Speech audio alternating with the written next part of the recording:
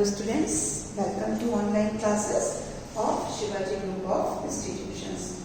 This is my next video and chapter is Structure of the Earth, class 9 ICSE Geography related chapter है ये.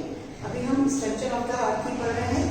मैंने आपको बताया कि इस चैप्टर में कई टॉपिक्स हैं जिसमें हम अर्थ स्ट्रक्चर ऑलरेडी मैं एक्सप्लेन कर चुकी हूँ. फिर हमने रॉक्स सेकेंड नंबर पे फर्स्ट भी हमने अर्थ स्ट्रक्चर पढ़ा, देन हमने रॉक्स भी क्लियर कर लिया. अर्थ स्ट्रक्चर में हमने पढ़ा किस तरह से अर्थ जो है उसकी 3 layers, crust, mantle and core. फिर हमने रॉक्स में पढ़ा igneous rocks, sedimentary rocks and metamorphic rocks के बारे में.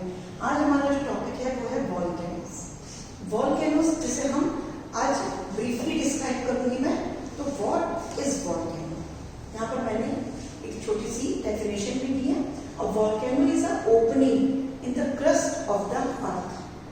Volcano is an opening, vent भी बोलते हैं, vent और opening in the crust of the earth. अर्थ की क्रस्ट पे जो ओपनिंग होता है वेंट का छोटा सा, that is volcano.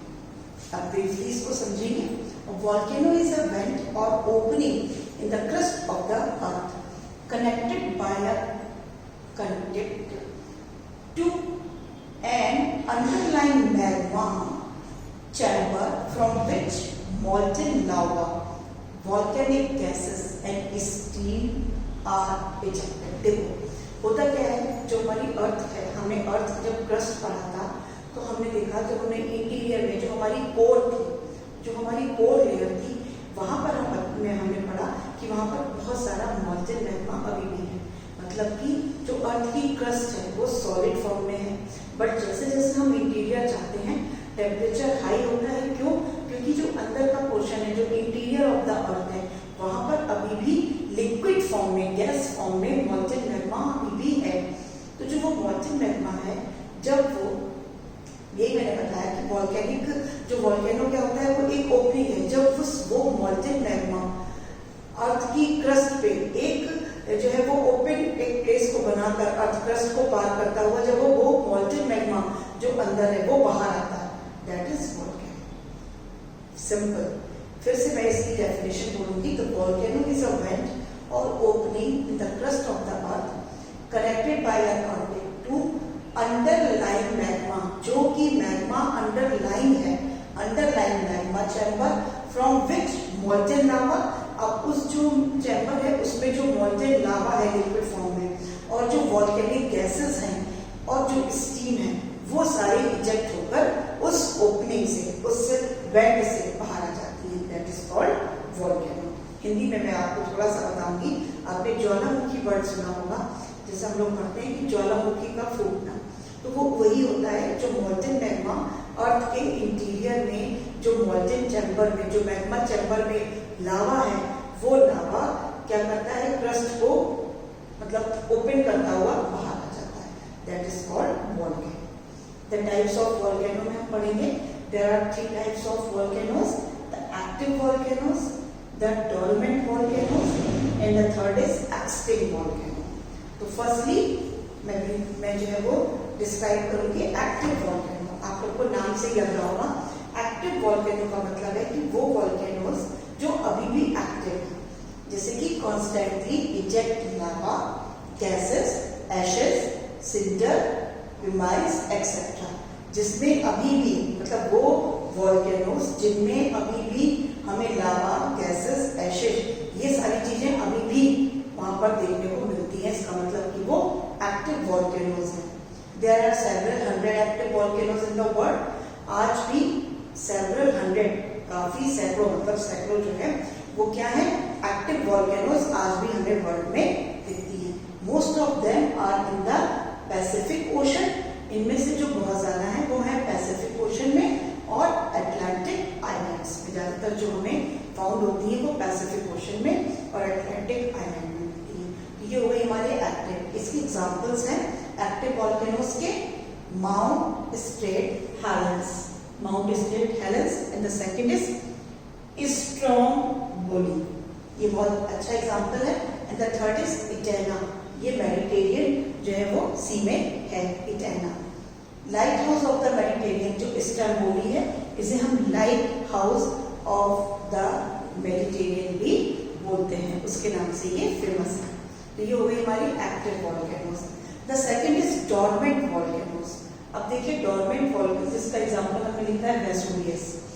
Dormant volcanoes होती है a volcano which although not extinct, जो अभी फिनिश नहीं हुई है। एक्सटिंक्ट का मतलब होता है खत्म हो जाना, वो अभी एक्सटिंक्ट नहीं हुई है। Has not been known as erect within historic time is known as dormant. वो किसी भी टाइम पर, डॉर्मेंट का मतलब होता है वो कभी भी एक्टिव हो जाना, पूरी तरीके से एक्सटिंक्ट नहीं होना और पूरी तरीके से एक्टिव न होना, that is called the dormant volcanoes, जिनका कोई एक जो है वो कहते नहीं एक पीरियड नहीं है, कभी भी हो सकती है। तो इसके एग्जांपल में वेसुवियस वॉल्केनो है, ये एक बेस्ट एग्जांपल है हमारा डॉर्मेंट वॉल्केनोज का। तो ये हो गई dormant volcano. And the third is extinct volcanoes. Extinct volcanoes क्या होती है? A volcano that erupted in the distant geological past and the remains of which occur in an area where there is no longer any active volcanicity is known as extinct। मतलब कि अगर हम past में देखें तो past में वो volcanoes active थी और अब काफी मतलब कहते नहीं थाउजेंड ऑफ इयर्स या 100 ऑफ इयर्स या एक बहुत लंबा पीरियड हो गया जब से वो एक्टिव नहीं हुई है। तो इसका मतलब वो क्या हो गई? एक्सटिंक्ट वॉल्केनोज हो गई। इनके एग्जांपल में हमने लिखा है Arthur's Seat, it has been inactive for a larger period. ये एक बहुत लार्जर पीरियड से इनएक्टिव वॉल्केनो में आ गई। तो जो बहुत लार्जर पीरियड तक एक्टिव ना हो वो हमारे एक्सटिंक्ट वॉल्केनोज में आ जाती हैं। तो एक्टिव जो अभी भी एक्टिव हैं, डोर्मेंट जो एक्टिव नहीं है बट एक्सटिंक्ट भी नहीं हुई है, किसी भी टाइम पे वो जो है एक्टिव हो सकती है, और एक्सटिंक्ट का मतलब होता है जो कभी भी अब एक्टिव लार्ज पीरियड से एक्टिव नहीं हुई है। तो इनके एग्जांपल्स बहुत इंपॉर्टेंट है, वो जरूर पढ़िएगा। And now the effects of volcanic activities. अब जो ये वॉल्केनिक एक्टिविटीज होती है, जो ये मॉल्टेन जो लावा है वो मैग्मा चैम्बर से जब बाहर आके क्रस्ट पर ओपनिंग करता हुआ बाहर आता है, तो इसके कुछ कंस्ट्रक्टिव इफेक्ट होते हैं और कुछ डिस्ट्रक्टिव इफेक्ट होते हैं। तो फर्स्टली हम पढ़ेंगे कंस्ट्रक्टिव इफेक्ट, मतलब कि वो इफेक्ट्स जो हमारे लिए बेनिफिशियल होते हैं। The first is lava activity is profitable to man because lava from plains are very fertile. जो लावा होता है जो कि बाहर आ रहा है मैग्मा, वो क्या है? वो बहुत ज्यादा प्रॉफिटेबल है, मतलब बहुत फायदेमंद है, क्योंकि प्लेन्स में वो ये फर्टाइल भी करता है। जैसे एग्जांपल, जैसे अगर हम जावा के प्लेन देखें या मालवा रीजन के या डेनिक प्लेट्यू के, तो यहाँ पर जो भी फर्टिलिटी देखने को मिलती है वो लावा के इरप्शन से ही मिलती है। The second is the crater lakes. अच्छा देखो, एक क्रेटर लेक्स भी यहाँ पर आया, तो हम क्रेटर लेक्स भी आपको क्लियर कर दूं। The crater is filled up with water converting it into a lake known as crater lake. जब क्रेटर जो है वो फिल्ड हो जाता है वाटर से, तो उसे हम क्रेटर लेक बोलते हैं। तो जो क्रेटर लेक्स हैं serve as a great source of perennial rivers. जो क्रेटर लेक्स होती हैं ये पेरिनियल रिवर्स के लिए एक बहुत अच्छा सोर्स है। Example, lake Nyos in South Africa. South Africa में एक लेक है न्योस, वो इसका एग्जांपल है। The third is all precious stones are found within volcanoes. देखो, बहुत सारे प्रेशियस स्टोन हमें मिलते हैं, किससे? कंस्ट्रक्टिव इफेक्ट से। इसके कंस्ट्रक्टिव इफेक्ट में इंपॉर्टेंट है। देखो, फर्स्ट हो गया कि जो हमारे प्लेन्स हैं वो फर्टाइल होते हैं क्योंकि लावा की फर्टिलिटी की वजह से। सेकंड, क्रेटर लेक से पेरिनियल रिवर्स फॉर्म होती है। द थर्ड इज बहुत सारे प्रेशियस स्टोन्स फाउंड होते हैं। और some volcanic activities are very useful from the health point of view. So जो हेल्थ के पॉइंट ऑफ व्यू से बहुत जो है वो हेल्पफुल होती है, because they contain sulphur and other useful minerals. क्योंकि जब ये लावा बाहर आता है तो अपने साथ बहुत सारे मिनरल्स को भी लेकर बाहर आता है, जिसमें कि सल्फर और बहुत सारे यूजफुल मिनरल्स आते हैं, जैसे गीजर एंड स्प्रिंग्स। जब गीजर और स्प्रिंग्स से help in preserving traces of old civilisation. इसी के साथ साथ जो हमारी ओल्ड सिविलाइजेशन है उनके बारे में भी अगर आपको बहुत कुछ जानना होता है, तो जब ये ओपनिंग करके बाहर आता है तो बहुत सारी ऐसी नॉलेज या बहुत सारी ऐसी चीजें जो छुपी हैं कहाँ, इंटीरियर ऑफ द अर्थ, वो अर्थ क्रस्ट पर आ जाती हैं। Some volcanic spots are great tourist, इसके साथ साथ बहुत सारे ये ग्रेट टूरिस्ट के लिए भी एक टूरिस्ट स्पॉट बन जाते हैं, जिसमें कि उनजैन इन जापान और एंगर इन कोस्टल एरिया वहाँ पे फेमस है।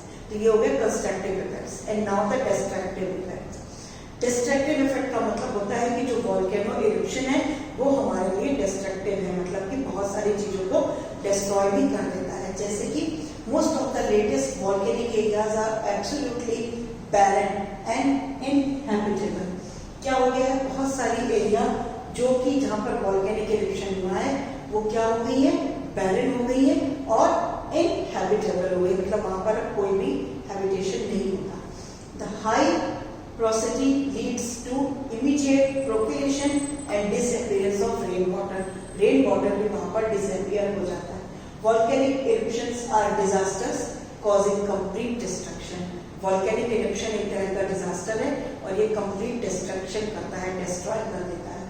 Eruptions often force people living near volcanoes to abandon their land and houses sometimes forever. जो लोग भी उस वॉल्केनोज के आसपास रहते हैं उनके लिए हमेशा एक डेंजर होता है, तो उन्होंने क्या करा, उनको अपनी लैंड छोड़नी पड़ी, यहाँ तक कि फॉरएवर, हमेशा के लिए। Volcanic activity since 1780 has killed. जो एक वॉल्केनिक एक्टिविटी थी जो कि 1780 में हुई थी, जिसमें मोर देन 2,60,000 जो पीपल हैं वो किल्ड हुए, डिस्ट्रॉइंग द एंटायर सिटीज और फॉरेस्ट। उसने पूरी सिटीज को, पूरे कई सिटीज को और फॉरेस्ट को भी डिस्ट्रॉय कर दिया। अब the last is tsunami. Tsunami और अ टाइडल वेव। सुनामी आपने सुना होगा, जो ये जो वॉल्केनिक इरप्शन होता है जब वो वेव्स में होता है, tidal waves is produced as a result of volcanic eruption or earthquake, it can cause severe damage, और इससे भी बहुत सारे damages होते हैं। Tsunami carry a lot of energy and when they hit the coast, strong current can causes massive erosion। वैसे तो tsunami carry करता है lot of energy, बहुत सारी एनर्जी भी लेकर आता है, but when they hit the coast, जब वो कोस्ट को छोड़ता है, the strong currents can cause massive erosion। जो उसकी स्ट्रॉन्ग करंट्स होती हैं वो बहुत सारे इरोजन को, बहुत सारी इरोजन का मतलब होता है बहुत इंपॉर्टेंट वैल्यूएबल जो भी डिपोजिशन होता है उसको अपने साथ बहाकर ले जाती हैं कोस्टल लाइन की, as well as tearing apart building they encounter. और जो भी पास में बिल्डिंग्स होती हैं, जो भी पास में लोग रह रहे होते हैं, उनके लिए भी बहुत ज्यादा डेंजरस हो जाता है क्या चीज, सुनामी। तो ये हो गया हमारा कंस्ट्रक्टिव इफेक्ट और destructive effects. And now the important volcanic zone of the world. कुछ ऐसे इम्पोर्टेंट जोन है जहां पर हमें ये वॉल्केनोज बहुत ज्यादा देखने को मिलती हैं, तो हमने उनको 3 बेल्ट्स में डिवाइड किया है, 3 belts of volcanic eruption. The first belt is the circumpacific belt, the second is mid Atlantic belt and the third is mid continental belt. तो जो सर्कमपैसिफिक बेल्ट है ये जो एक्सटेंड हो रही है कहां से कहां तक, Andes of the South America, Central America, Mexico islands, Kamchatka, the Kuril islands, the Sakhalin Japan, Philippines, Celebes, New Guinea, the Solomon islands, New Caledonia and the New Zealand. यहाँ पर ये बेल्ट जो हमारी है ये जो है वो वॉल्केनिक पूरी बेल्ट है जो वॉल्केनिक इरप्शन करती है।